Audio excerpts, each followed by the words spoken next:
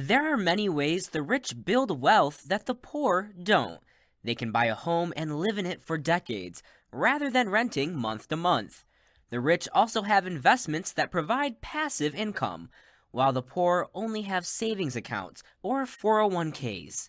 The wealthy save money by clipping coupons and buying clothes at thrift shops, while the poor spend their money on expensive items they really don't need.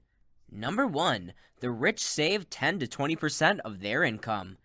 The top 20% of earners in the United States save about 40 to 45% of their income. The middle class holds around 0%. And the lower class spends everything they earn and more, which is why credit card debt is so high. While many reasons contribute to this discrepancy, one primary reason it boils down to is knowledge of building wealth over time through saving money. Many people don't understand basic financial principles like compound interest, or know what investments are safe enough to put your money into without worrying too much about the risk involved. When you read an article online that talks specifically about ways for the wealthy to be able to manage their finances better than average consumers do, all these financial experts talk about is how the rich save a lot of their income and live below their means. Number 2. The rich invest in stocks, bonds, and other securities. The rich invest in stocks, bonds, and other securities. The rich build wealth by putting their money into different investments each month to spread out risk. They don't put all of their eggs in one basket. Another way the rich build wealth is through buying a property that will go up over time, such as land or a home. They do not buy just anything with no plan for where it's going or how much profit can be made from selling it at some point down the line. Investing in stocks, bonds, and other securities is one way the rich build wealth. The rich invest in what they know, like real estate or a business, rather than just throwing money around without planning how to get it back down the line. Another thing that sets them apart from everyone else is having a goal of where their money needs to go, so when an opportunity comes along, they can take advantage of it instead of being stuck with no plan at all.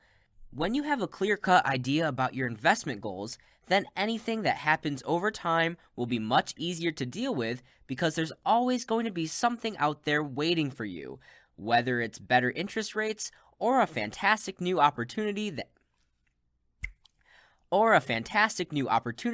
that you didn't even know was possible. Number 3. The rich keep debt to a minimum, especially credit card debt. By keeping debt as low as possible, the rich ensure their wealth will last a long time. In fact, if you look at those who have been wealthy for several generations, i.e., families that have had money over multiple decades, it's not surprising to see high levels of family net worth despite economic cycles and market fluctuations. This is because they didn't allow themselves to get into unmanageable amounts of debt during the good times, so they could keep making smart investments even in challenging years or imperfect markets. This means being conservative with how much credit card debt you take on each month, if at all, saving more than you spend throughout your adult life, and avoiding other common pitfalls of the middle class. Avoiding debt is the first step to building wealth, and should be a priority for everyone, regardless of their income level or where they lie on the financial spectrum today. However, there are additional steps you can take to help ensure your net worth stays high in the long term if you have significant assets that you may appreciate over time. Reinvest in yourself. Educate yourself about finance and investments so that you're always in a position to make intelligent decisions with your money. Buy low-cost index funds when possible. Work towards saving 15% plus of each paycheck throughout your adult life, focusing on retirement savings, but also using after-tax dollars, etc. Those who try these things stand a much better chance of becoming wealthy over time than those who don't.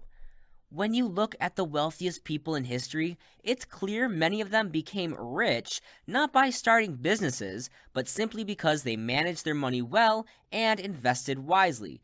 Example, Warren Buffett. So if you're looking to build wealth long term, start with these steps above, no matter your income level or background today. Number 4. The rich buy property to rent out for a profit. The rich buy property to rent out for a profit. This gives them the ability to build wealth and make money without working hard or too much at all hours of the day. Whether you agree with this view on life, everyone should still take some time and research how we can do this ourselves, even if we only have small amounts of capital available right now. It's certainly something that many people go through when they start making more than just pocket change each month after paying their expenses and throwing whatever is left over into savings or investments, which then grow over time until one day there's enough in the account where it could be used as total stop funding for other projects, such as buying an actual house outright instead of renting one. There are many ways to buy the property and rent it out for a profit. One of the most popular options is personal finance or peer-to-peer lending, which has become very trendy in recent years due to the advent of new technology that makes this type of investment more accessible than ever before without any intermediary broker's fees involved with helping you secure an individual loan so you can get your hands on capital again. Also, people with equity built up in their house sometimes choose to refinance using another mortgage product called a cash-out refinancing. They borrow some money against the value above what was initially borrowed for, but then invest it into rental real estate instead. This provides greater returns over time as long as you don't lose your job or if the market doesn't correct downwards, as has been seen in some areas such as California and Florida, which have experienced a lot of foreclosures over the last decade. Number 5. The rich live below your means. There are many ways to build wealth. Most people think of investing as one way, but the rich know that it is only a tiny part of their success story.